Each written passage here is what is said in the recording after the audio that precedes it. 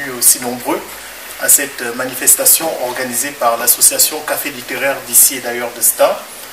L'objectif étant de mettre en lumière les problématiques que rencontre la République centrafricaine actuellement. Pour ce faire, on a eu le plaisir de contacter M. Victor Bissengue, ici présent, qui est anthropologue et président également d'une association centrafricaine qui a pour objectif de promouvoir la culture des Pygmées. L'idée, effectivement, c'est de prendre la problématique de la République centrafricaine, d'essayer de comprendre la genèse de ce problème et par extension de voir ce que les perspectives qu'il envisage pour la République centrafricaine peuvent avoir une incidence sur nos territoires ici à Astin et de manière générale en France, puisqu'on rencontre actuellement aussi des soucis dans la problématique du vivre ensemble. Donc l'idée, c'est effectivement de donner la parole à l'expert et de comprendre ce qui caractérise les problèmes de la République centrafricaine actuellement. Merci. Alors, je vais donc vous parler de la République centrafricaine en 3 temps à peu près. Dans un premier temps, je vais vous présenter la République centrafricaine telle qu'elle est aujourd'hui, sa cartographie, une présentation générale. Ensuite, on va parler de ce qui se passe en ce moment en République centrafricaine. Qu'est-ce qui ne va pas? Parce que la République centrafricaine, c'est un pays qui traverse une crise très profonde en ce moment. Et on va se pencher aussi sur l'idée que les gens se font de l'avenir de ce pays. Est-ce que c'est un pays qui va disparaître? Il y a d'autres qui disent que c'est un pays qui n'existe plus. Il y a certains autres encore diraient eh bien, que c'est un pays qui mérite d'être mis sous la coupe donc, des Nations Unies et donc pris en charge entièrement. Alors, on va commencer par présenter la République centrafricaine. Vous voyez bien sur cette carte, la République centrafricaine, c'est un pays qui portait un nom avant les années 60, c'était l'appellation courante en ce temps-là, c'était Lubangui-Chari. Et Lubangui-Chari faisait partie d'un ensemble qu'on appelait Afrique équatoriale française, AEF. Et la capitale de l'AEF en ce temps-là, c'était à Brazzaville. Et le président de ce grand conseil s'appelait Barthélemy Boganda, originaire donc de Lubangui-Chari. Et cet ensemble comprenait le Gabon, ensuite ce qu'on appelait en ce temps-là le Moyen Congo, pour qu'il devienne aujourd'hui Congo tout court, Congo-Brazzaville. Mais en ce temps-là, on l'appelait Moyen Congo. C'était par rapport à l'autre Congo qui se trouve de l'autre côté du fleuve Congo. Ensuite, Lubangui-Chari, et capitale donc Bangui, et le Tchad qui était un peu plus haut, c'est cet ensemble-là qui s'appelait Afrique équatoriale française. Eh bien, à un moment donné, il fallait passer à l'indépendance, mais revenons d'abord sur les appellations et les frontières.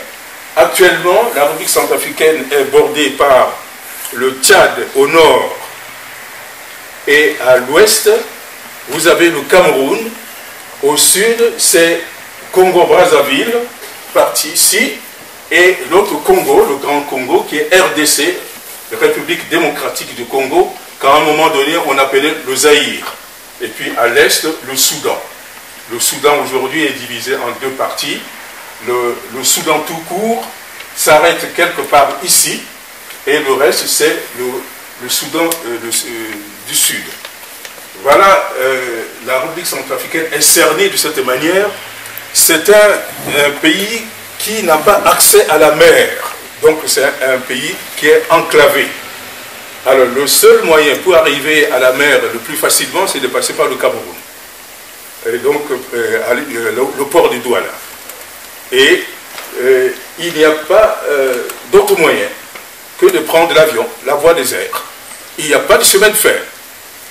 Et ensuite, le fleuve, en certaines périodes, pendant 3, 4, 5, 6 mois, on peut encore utiliser l'Ubangui pour aller jusqu'à Brazzaville.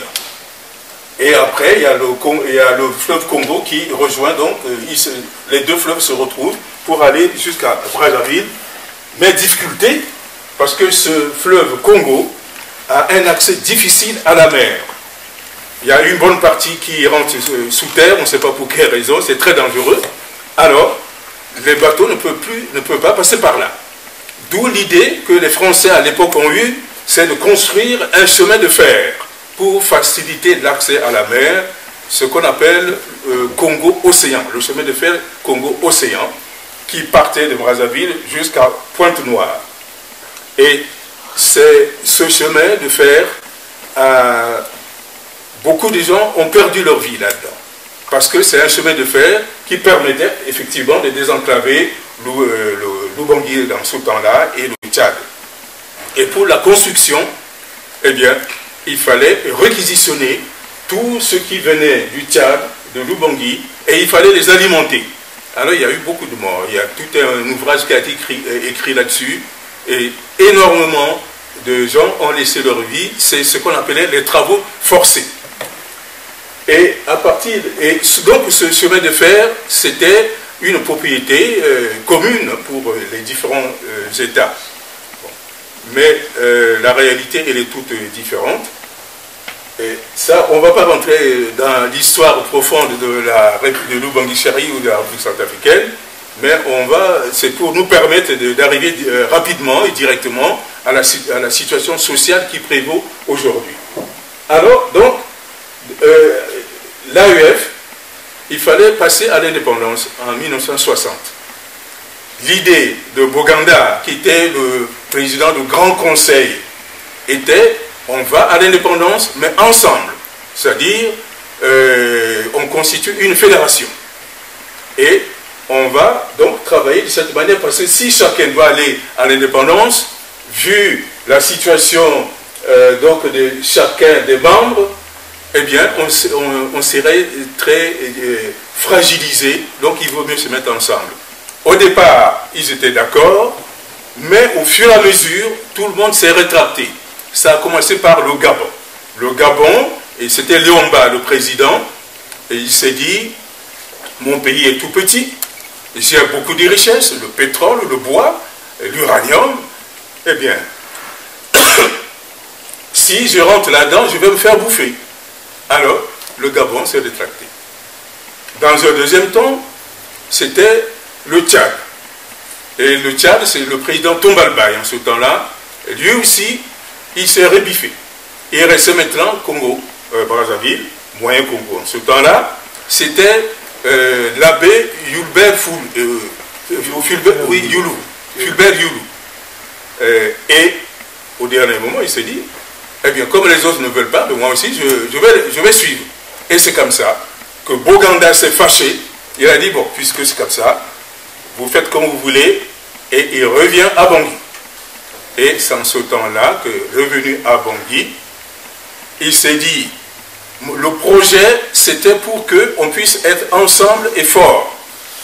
Et plus tard, si ça marche bien, l'Angola pourrait s'ajouter, il y a le Cameroun à côté, et d'autres pays pourraient s'ajouter. Mais puisqu'il en est ainsi, le nom en question, je le garde et je me l'attribue. Et plus tard, on verra si on veut bien, on pourra refaire donc cette confédération. Et c'est comme ça qu'il est revenu à Bangui. Et si vous voyez bien l'historique donc de l'indépendance, c'est en 1958. Et proclamation de la République. C'est la proclamation de la République. Et c'est en ce moment-là qu'il fallait se donner des noms, 58. Alors chacun, à tour de rôle, chacun s'est donné un nom, et puis le drapeau, hymne, etc. Et en dernier, le 1er décembre 1958, donc la République centrafricaine s'est proclamée ainsi. Voilà, 58. Mais il a commencé par mener campagne pour l'indépendance, qui était fixée pour 1960. Malheureusement, janvier, donc on arrive en 59, janvier, février, mars, dans un accident mystérieux, il disparaît vers Boda, Berberati, et disparaît. Et c'est comme ça que, jusqu'à ce jour, on ne sait pas qu'est-ce qui s'est passé, dans quelles circonstances Boganda a disparu, Boganda est mort. Ça n'a pas été élucidé. Et l'accès au dossier était très très difficile jusqu'à ce jour. Alors, semble-t-il, il y a quelques années, ils ont donné un document, une synthèse à la République centrafricaine, mais en fait, je pense qu'il n'y aura pas grand-chose là-dedans. Alors, donc, ça reste mystérieux. Ce président qui prenait donc la fédération de ces États pour être fort, c'était mal vu. Parce que la République centrafricaine, en ce temps-là, était divisée en concessions.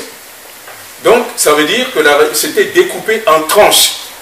Et chaque concessionnaire, c'est-à-dire les hommes d'affaires, qu'il s'agisse des commerçants, des industriels, chacun avait une portion de la République centrafricaine et faisait ce qu'il voulait, pourvu qu'à un moment donné, les impôts soient payés à la France.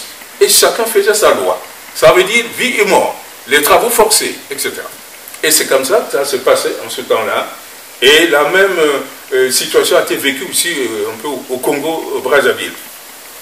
Et cet aspect de problème, on retrouve aujourd'hui. C'est la République centrafricaine qui est divisée en concessions. C'est-à-dire qu'il y a des gens, des sociétés qui faisaient du café, il y a d'autres qui faisaient du sisal, il y a d'autres qui faisaient de la palmeraie, il y a d'autres qui faisaient du coton, et ainsi de suite. Alors donc chacun avait sa zone. Et ça fonctionnait de cette manière. Et un autre aspect du problème, c'est que la route, il n'y avait pas de route, il n'y avait pas c'était que des pistes. Et je peux vous dire qu'aujourd'hui même, les routes bitumées, c'est-à-dire goudronnées, il n'y en a pas. On part de Bangui et on s'arrête à Sibut, c'est tout, 186 km. Le reste, c'est des pistes, des routes avec des latérites.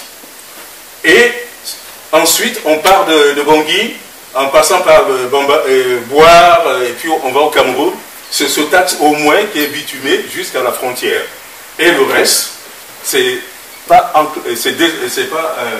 désenclavé. Alors, pour aller à l'intérieur, il faut emprunter l'avion. Et ce n'est pas tout le monde qui a la possibilité d'utiliser l'avion pour se promener à l'intérieur du pays. Alors, ce qui fait que pour faire quelques 200 km, on peut mettre 2 jours, même plus, et si les routes sont bonnes. Alors, donc c'est un pays qui a énormément de problèmes au niveau de la communication et avec la mer et par la voie routière. Donc voilà l'état, disons, de ce pays. Mais en dehors de ça, il y a des richesses énormes dans ce pays. Et je pense que c'est ça qui est à l'origine des problèmes de la République centrafricaine. Ces richesses. Alors, la République centrafricaine a la chance de se trouver dans la zone de l'équateur, c'est-à-dire la forêt dense qui est là, la forêt dense, c'est une richesse de la forêt. C'est une matière première, mais d'aucuns n'imaginent pas que le bois c'est une matière première. Alors, la forêt dense, là, ici, et on retrouve une partie ici. Voilà. Et vous avancez, il y a la partie ici au milieu, c'est la forêt boisée. Et il y a énormément de cours d'eau. À un certain moment, vous avez l'impression d'être dans l'équateur lorsque vous êtes au bord d'un cours d'eau parce que c'est très boisé, c'est très dense. Et en plus, vous avancez vers le nord, il y a de moins en moins de bois. Mais là, il y a quelque chose d'assez mystérieux, même magique. Parce que la République centrafricaine, en matière de cours d'eau hydraulique, est divisée en 2 parties. En réalité, on parle souvent de 2, mais en réalité, il y a 3 zones. Il y a le bassin du Congo, c'est-à-dire l'Ubangi, qui va vers le Congo, et vous avez des cours d'eau. Il y en a plein. Tout ce que vous voyez là, c'est des cours d'eau. C'est bien arrosé. Et de façon mystérieuse, vous avez d'autres, à partir d'ici, des cours d'eau prennent naissance pour aller vers le Tchad, vers le nord. Comment ça se fait? Alors, donc il y a quelque chose qui se passe ici. Il y a une épine dorsale qui divise le pays en 2, et de l'eau qui va vers le nord et de l'autre qui va vers le sud. Alors, le troisième bassin dont on ne parle pas beaucoup, c'est ici. C'est le bassin de Soudan, si on veut. Et il y a des cours d'eau qui prennent naissance à partir de là, y compris le Nil. Et le bras du Nil qui part de Centrafrique, ça s'appelle Bahr el Ghazal, et qui va retrouver le Nil blanc, et il continue pour aller se jeter, il continue vers l'Égypte. Donc, rien que l'eau, il y a suffisamment de ce qu'il faut. Et c'est pour ça qu'il y a une guerre aussi entre la République centrafricaine et le Tchad à cause de l'eau. Le lac Tchad est en train de se réduire à grande vitesse, et l'idée du Tchad, c'est de creuser un canal pour amener l'eau de la République centrafricaine vers le Tchad pour alimenter le lac. Alors, ça veut dire qu'il va falloir creuser, faire un canal pour amener l'eau directement là-bas. Et ça va poser quelques problèmes. Mais des gens se sont entendus, certains pays, pour le faire, sans l'avis de la République centrafricaine. À un moment donné, il y avait Laval, le Patassé, et ensuite Bozizé. Et il s'agit de quel pays? Il s'agit de ceux qui entourent le lac Tchad, c'est-à-dire le Tchad, le Niger, le Cameroun, s'entendent, et le Nigeria aussi, s'entendent pour qu'on prenne une partie de l'eau qui part, qui sort de la terre de la République centrafricaine pour faire déverser ça, pour dévier ça vers le lac Tchad. L'un des problèmes, le conflit de la République centrafricaine part de là, le problème de l'eau. Le deuxième problème, c'est les matières premières. Les matières premières, bon, dans l'immédiat, c'est le pétrole. Et c'est ça qui a posé problème avec le Tchad. Le Tchad est en train d'exploiter son pétrole, je crois quelque part ici, de Mundou, quelque part ici, oui, Doba, et pour aller vers la mer, ce pétrole transite par le Cameroun, en traversant la forêt, où habitent les pygmées. Et les pygmées, ils ont des problèmes, énormes problèmes à cause de ça aussi. Alors donc, il y a de grosses canalisations qui traversent le Cameroun, en passant jusqu'à Kribi, par là, et jusqu'à la mer. Et ça a désorganisé la vie des pygmées en ce moment-là. Et le bilan a été fait. Jusqu'à présent, les pygmées n'ont pas tiré grand-chose de cela. Donc, il y a le pétrole. Alors, si jamais la République centrafricaine devait exploiter aussi le pétrole, il va avoir des problèmes avec le Tchad.